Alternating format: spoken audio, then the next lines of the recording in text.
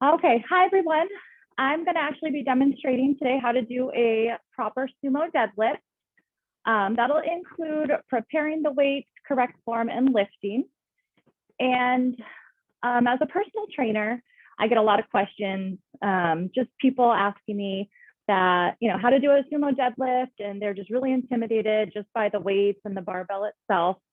I myself, even before I was a personal trainer, I was pretty just intimidated just by the weights and barbell too, until one day I just said, you know what, I'm just going to try it.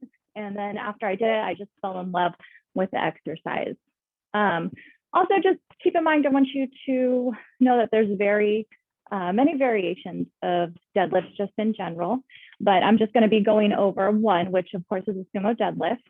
And let's begin just by talking how to set up for the deadlift. Right now, I have it set up for you guys. We're going to take the 45-pound Olympic barbell, and then we're going to use these weights. I already have the weights on each side. This is 25 pounds on each side. Now, also, I want you to keep in mind when you first start doing deadlifts, you really want to just go very, very light because you don't want any injuries. So you want to prevent injury, and it's good to actually do it without any weights at all, just with the bar itself to get the form down properly. So just keep that in mind because I don't want you to hurt yourself, okay? Also, we have gloves that I personally use. You don't have to use them, but I do use gloves just to help with my grip. So I'm gonna put these on right now. And then I do have a weightlifting belt, which I'm not gonna use today, but it is recommended to use when you are lifting heavy. It helps with your form on your lower back so you don't arch. So I'm not gonna use it today, I'm gonna put it to the side.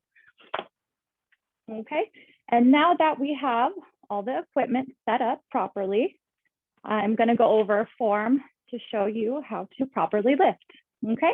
So you're gonna take your feet and they're gonna be wider than shoulder width. So it's gonna be wider than shoulder width, okay? Your feet are gonna be at a 45-degree angle. So put your feet at a 45-degree angle, and your hands are gonna be between your legs, okay? Now there's two different ways you can hold the bar. You can hold the bar both just on top, okay, with your knuckles facing on top, or you can hold the bar with one hand under and one hand over.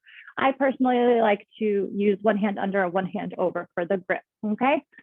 So once your hands are inside, make sure your legs are bent. You want to make sure your hips are just above your knees. You don't want to squat all the way down like that. Make sure your hips are above your knees, okay? You're gonna hold on to the bar. I want you to think of pushing the floor away from you. So your feet are gonna push the floor away from you as you are lifting, okay? So we're gonna lift up and your hips are going to lock out, okay? So we're gonna show you 3 times to do this, okay? 1,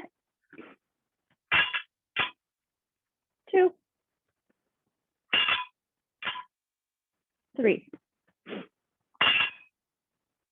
Okay. Excuse me, I'm a little out of breath now. Okay, at this point, since I showed you how to do a deadlift, you should be fairly comfortable to try to do a deadlift at home without any intimidation or being scared, okay? Since we've discussed the form, lifting, set you up with how to do a deadlift properly. I don't want you to feel intimidated or scared.